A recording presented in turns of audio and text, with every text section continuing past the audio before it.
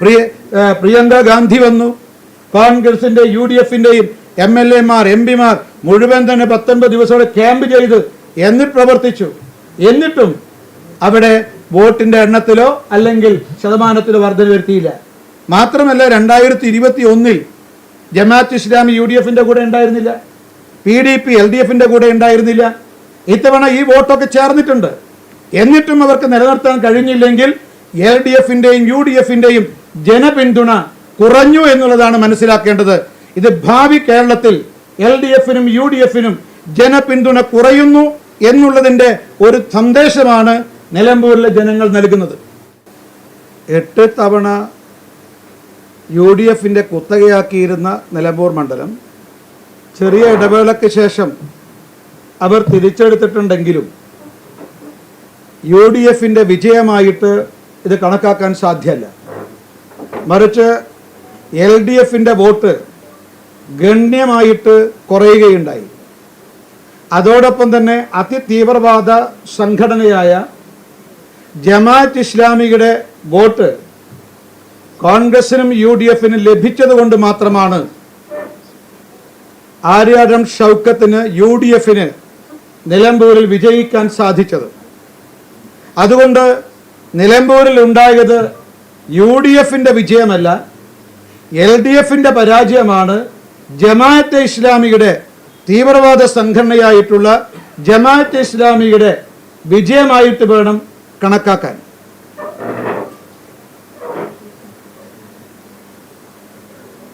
UDFും LDFും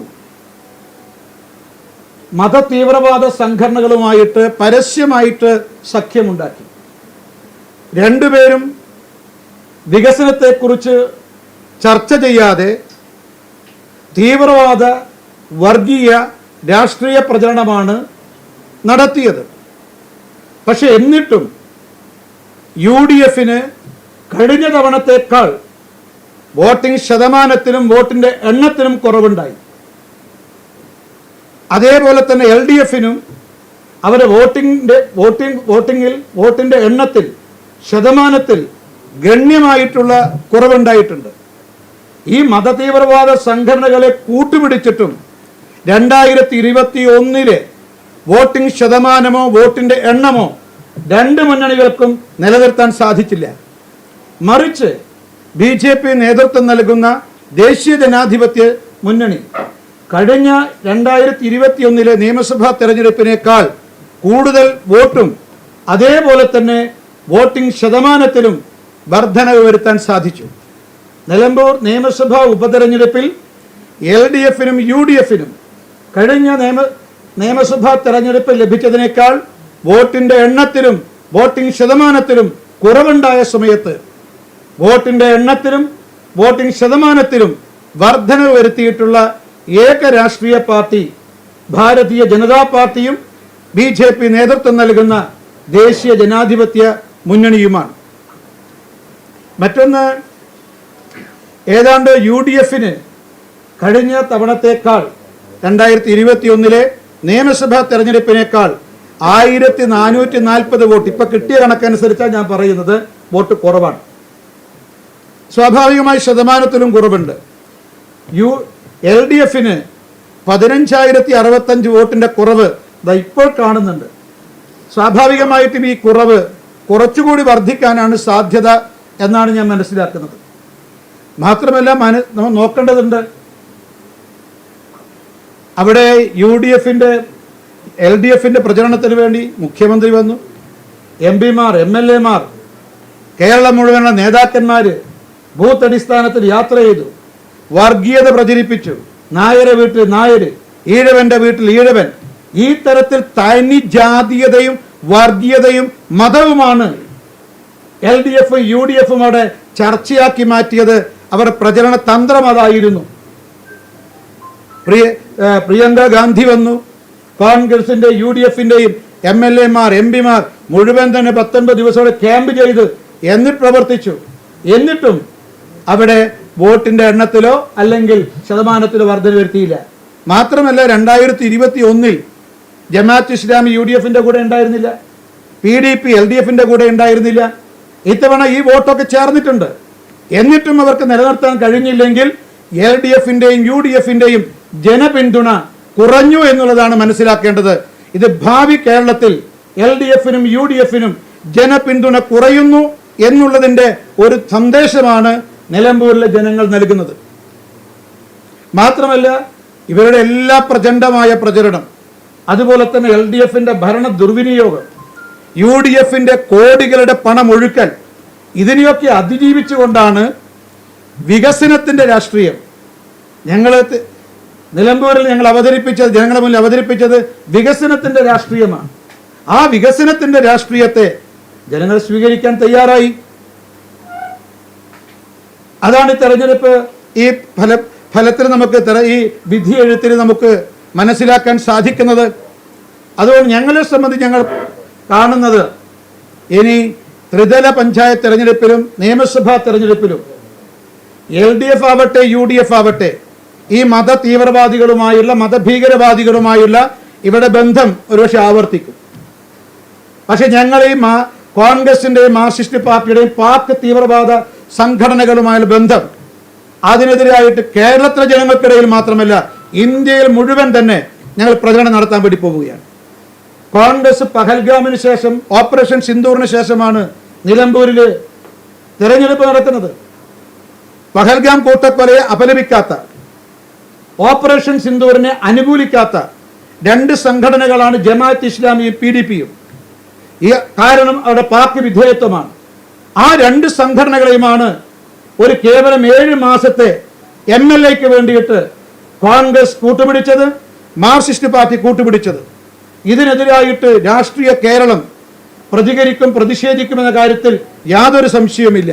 ഞങ്ങൾ ഈ നിലമ്പൂരിലെ ജനവിധിയുടെ അടിസ്ഥാനത്തിൽ LDF-നും UDF-നും എതിരായിട്ടുള്ള തീവ്രവാദ സംഘടനകൾ അവരെ കൂട്ടുകൂടിയതിനെതിരായിട്ട് വികസനത്തെ എല്ലാ അർത്ഥത്തിനും വിസ്മരിക്കുന്ന വികസന വിരുദ്ധത ഞങ്ങൾ ഈ രണ്ട് മുന്നണികളെയും വികസന വിരുദ്ധത ഞങ്ങൾ ജനങ്ങളെ മുന്നിൽ അവതരിപ്പിക്കാൻ ത്രിതല പഞ്ചായത്ത് തെരഞ്ഞെടുപ്പിലും നിയമസഭാ തെരഞ്ഞെടുപ്പിലും അവതരിപ്പിക്കാനുള്ള പ്രേരണയും പ്രചോദനവും നിലമ്പൂരിലെ ഉപതെരഞ്ഞെടുപ്പിലൂടെ BJP-ക്കും NDA-ക്കും ലഭിക്കുന്നുണ്ട്.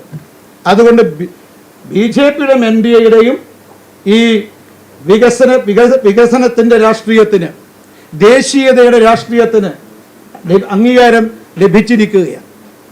ഇത് ത്രിതല പഞ്ചായത്ത് തെരഞ്ഞെടുപ്പിലും അതുപോലെ ഞാൻ നേരെ സൂചിപ്പിച്ചതുപോലെ ഈ നിയമസഭാ തെരഞ്ഞെടുപ്പിലും അത് ഞങ്ങൾക്ക് കൂടുതൽ വിജയം കരസ്ഥമാക്കാനുള്ള പ്രേരണയായി, പ്രചോദനമായിട്ട്, അടിത്തറയായിട്ട് ഇത് മാറും എന്ന കാര്യത്തിൽ യാതൊരു സംശയവുമില്ല. പിന്നെ മറ്റൊരു വിലയിരുത്തൽ നിങ്ങൾ നോക്കേണ്ടത്, ഇപ്പോൾ കഴിഞ്ഞ 2021 BJP-യും NDA-യും നിലമ്പൂരിൽ, കേരളത്തിൽ എല്ലായിടത്തും രണ്ട് മുന്നണികൾക്കും എതിരായിട്ടാണ് ഞങ്ങൾ പ്രചരണം നടത്തിയത്. അവരുടെ വികസന വിരുദ്ധത, ജനാധിപത്യ വിരുദ്ധത, രണ്ട് മുന്നണികളെ തീവെട്ടിക്കൊള്ള, ഇതിനൊക്കെ എതിരായിട്ട് ഞങ്ങൾ പ്രചരണം നടത്തി. നിലമ്പൂരിലും പ്രചരണം നടത്തി. LDF-നും എതിരായിട്ട് UDF-നും എതിരായിട്ടുള്ള ഒരു ജനവിധിയാണ് ഞങ്ങൾക്ക് കിട്ടിയിട്ടുള്ള ആ വോട്ട്. പക്ഷെ ഇപ്രാവശ്യം നിലമ്പൂരിൽ LDF-നും UDF-നും എതിരായിട്ട് പ്രചരണം നടത്താൻ, മത്സരിക്കാൻ, പ്രചരണം നടത്താൻ രണ്ട് സ്ഥാനാർത്ഥികളുണ്ടായി. ഒന്ന് NDA-യുടെ സ്ഥാനാർത്ഥി, രണ്ടവിടെ നിലമ്പൂരിലെ ഈ കഴിഞ്ഞ 21 വിജയിച്ച അൻവർ ഉണ്ടായിരുന്നു. ഈ രണ്ടുപേരും ആർക്കെതിരായിട്ടാണ്? രണ്ടുപേരും LDF-നും UDF-നും എതിരായിട്ടാണ് അവിടെ പ്രതികരിച്ചത്, പ്രചരണം നടത്തിയത്, എല്ലാം നടത്തിയത്. അപ്പോൾ LDF-നും UDF-നും എതിരായിട്ട് 2021 NDA കിട്ടിയ വോട്ട് മാത്രമാണ് ഉണ്ടായതെങ്കിൽ LDF-നും UDF-നും എതിരായിട്ട് ഇത്തവണ ഏതാണ്ട് 20% ആളുകൾ വോട്ട് ചെയ്തിട്ടുണ്ട്. അൻവറും NDA-യും ഒരേ മുന്നണിയിലല്ല മത്സരിച്ചത്, സത്യം. ഞങ്ങൾ തമ്മിൽ യാതൊരു യോജിപ്പും ഉണ്ടായിരുന്നില്ല.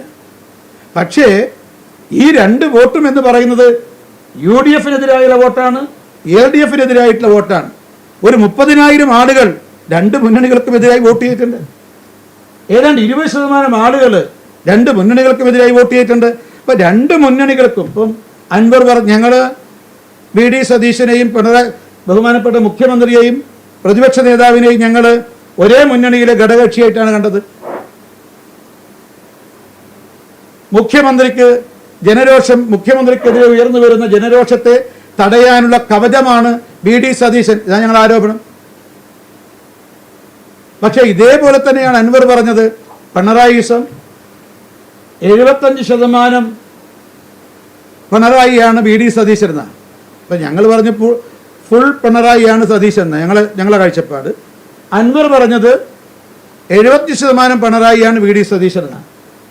അതിനർത്ഥം രണ്ടുപേർക്കെതിരായിട്ടാണ് ഞങ്ങൾ രണ്ടുപേരുടെയും പ്രചരണം. വ്യത്യസ്ത രീതിയിലായിരിക്കാം, ഞങ്ങൾ തമ്മിൽ യോജിപ്പുണ്ടായിട്ടുണ്ടാവില്ല. പക്ഷേ LDFനും UDFനും ഞങ്ങളുടെ രണ്ടുപേരുടെയും വോട്ട് LDFനും UDFനും എതിരായ വോട്ടാണ്. അപ്പോൾ കേരളത്തിൽ ഒരു 20%-ലധികം ആളുകൾ ഇരു മുന്നണികൾക്കും വിധി എഴുതാൻ തയ്യാറാകുന്നു. നേരത്തെ ഇത് ഒരു 4% ഇന്നത് 20%-ലധികം ആയി ഉയർന്നിരിക്കുന്നു. അപ്പോൾ LDFന്റെയും UDFന്റെയും കൗണ്ട് ഡൗൺ നിലമ്പൂരിലൂടെ ആരംഭിച്ചു എന്നുള്ളതാണ് ഞാൻ മനസ്സിലാക്കാൻ സാധിക്കുന്നത്. ഏതായാലും ത്രിതല പഞ്ചായത്ത് തെരഞ്ഞെടുപ്പിലും വരാനിരിക്കുന്ന നിയമസഭാ തെരഞ്ഞെടുപ്പിലും ഈ വികസനത്തിന്റെ രാഷ്ട്രീയം മലയാളികൾക്ക് മുന്നിൽ വീണ്ടും അവതരിപ്പിച്ചുകൊണ്ട് ഞങ്ങൾ ജനവിധി തേടും. ജനങ്ങൾ NDAയെ രണ്ട് കൈയും നീട്ടി സ്വീകരിക്കാൻ തയ്യാറാകും എന്നുള്ളതാണ് ഞങ്ങൾക്ക് ഈ അവസരത്തിൽ ഈ പ്രാഥമികമായ വിലയിരുത്തലിലൂടെ പറയാൻ സാധിക്കുന്നത്.